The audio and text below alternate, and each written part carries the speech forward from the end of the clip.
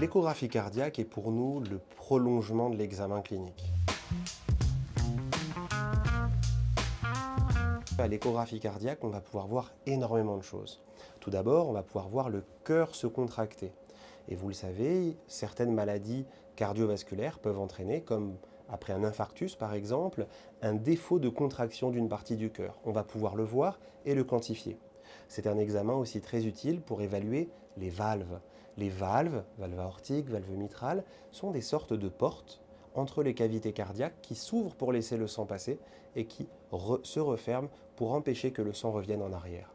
Dans certaines pathologies, ces portes, ces valves peuvent fuir ou être trop sténosantes et l'échographie cardiaque est l'examen de référence pour regarder ces valves et les quantifier. C'est donc un examen qui très facilement permet de donner beaucoup d'informations pour le cardiologue afin d'adapter les traitements et d'éventuellement vous orienter vers un autre examen.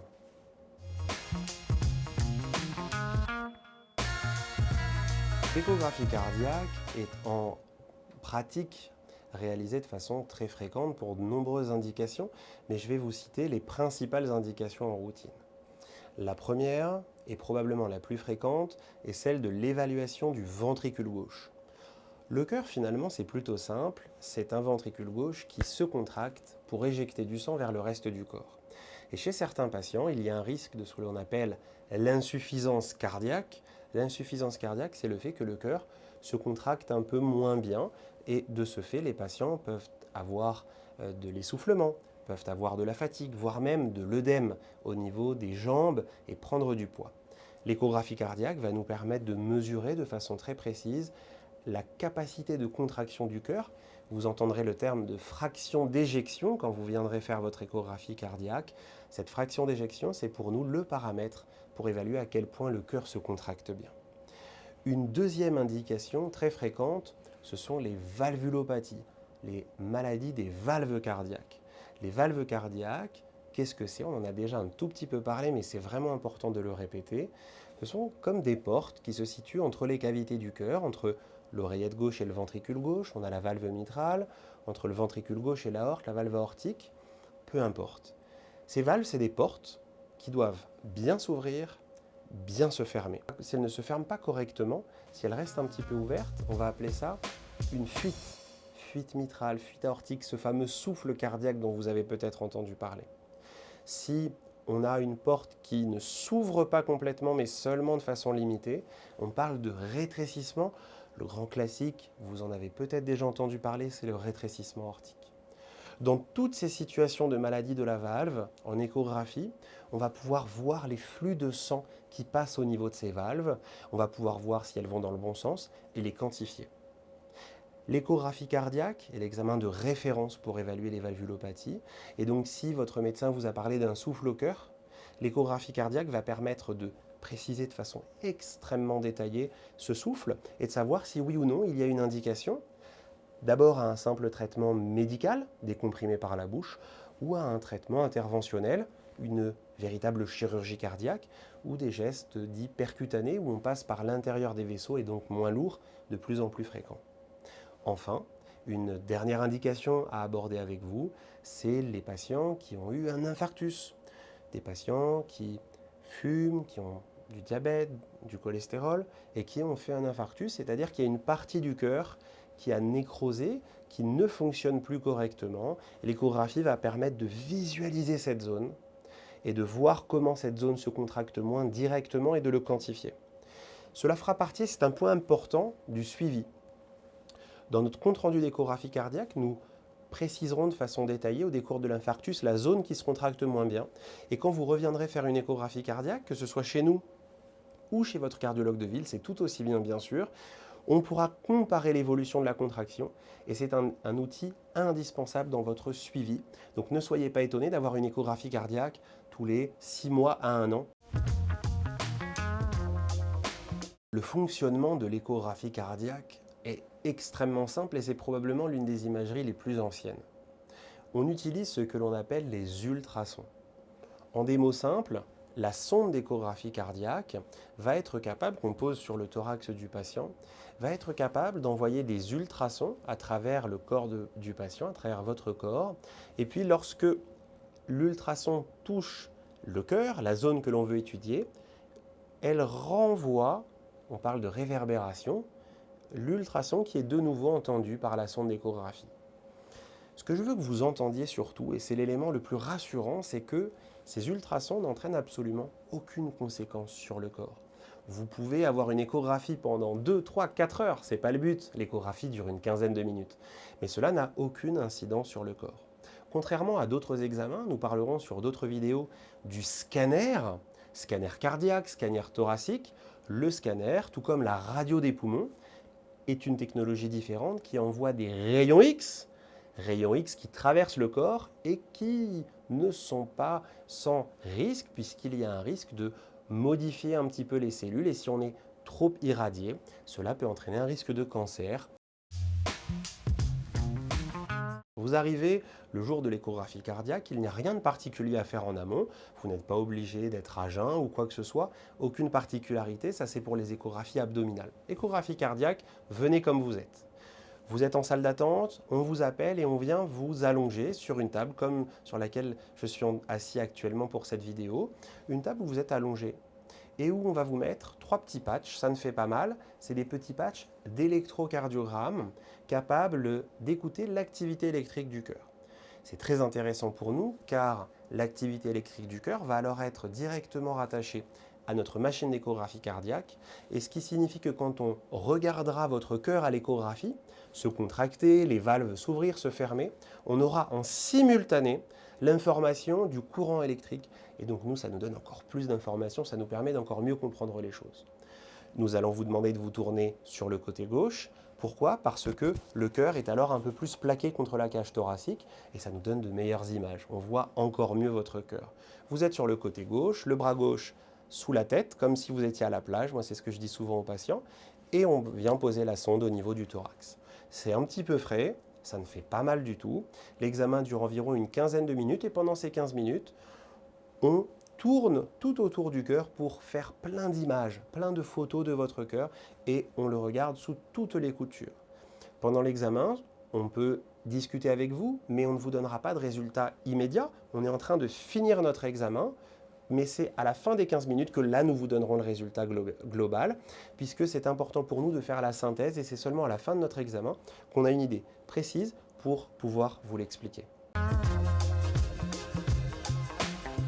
Là, c'est très simple. Il n'y a aucune, je dis bien aucune contre-indication à la réalisation d'une échographie cardiaque. Aucune. La seule chose, c'est que sur la petite discussion précédente où je vous ai expliqué comment ça allait se passer en pratique, je vous ai dit que l'idéal, c'était de pouvoir se mettre sur le côté gauche, car cela donnait de meilleures images.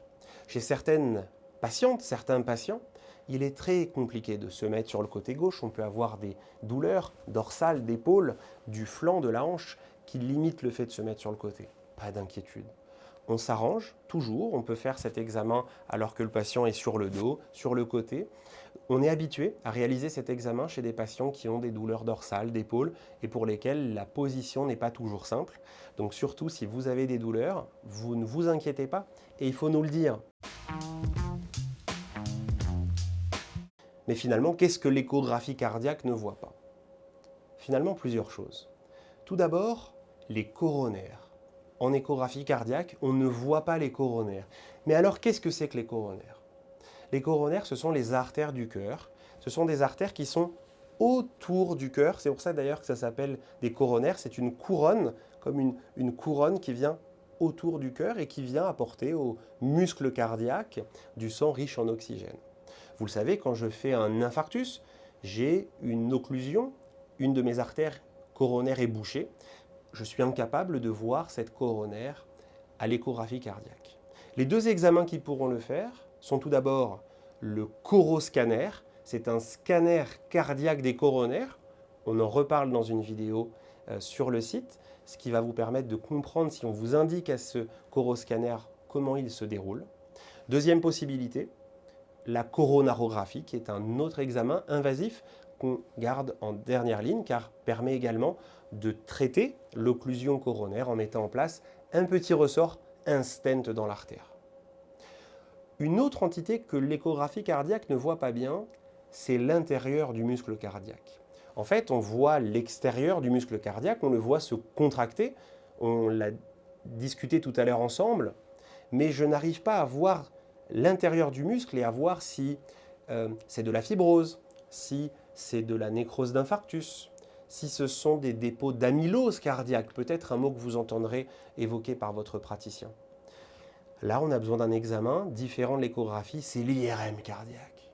L'IRM cardiaque, on en reparlera également sur le site avec des vidéos dédiées.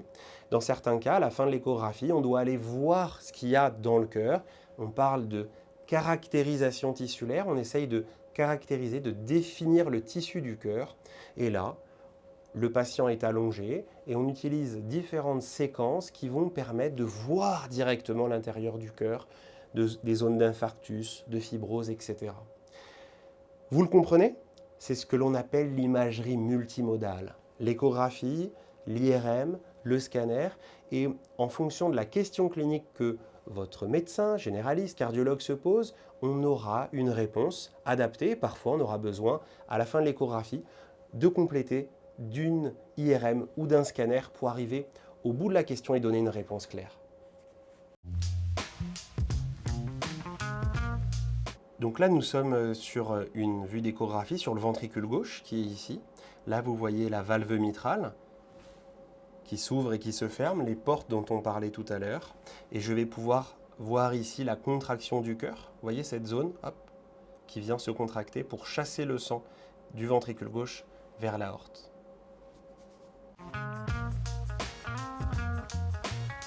Nous sommes sur une vue en échographie cardiaque qui montre les 4 cavités du cœur.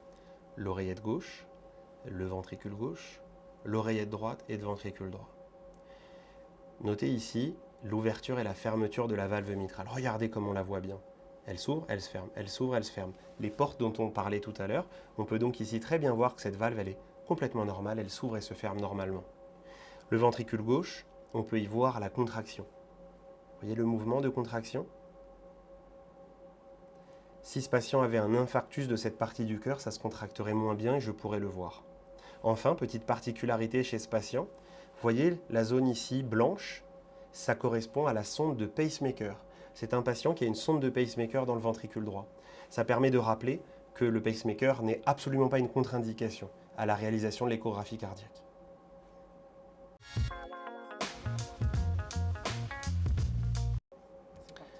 L'échographie cardiaque est l'examen de référence pour évaluer les valves. Nous sommes ici au niveau de la valve mitrale qui est ici, qui sépare l'oreillette gauche et le ventricule gauche. Et là, ce que vous voyez, les couleurs apparaître, ça correspond à ce qu'on appelle le Doppler couleur. Peu importe le terme, ça correspond au flux intracardiaque. Vous voyez en rouge, c'est lorsque le sang passe normalement de l'oreillette vers le ventricule. C'est cette partie ici. C'est normal. Par contre, vous voyez la zone bleue, ce flux bleuté, ce n'est pas normal, c'est du sang qui reflue du ventricule vers l'oreillette. C'est lié à une valve mitrale qui ne se ferme pas normalement. C'est une insuffisance mitrale ou une fuite mitrale qui est un diagnostic fréquent et qu'on évalue avec l'échographie cardiaque de façon quotidienne à la Riboisière.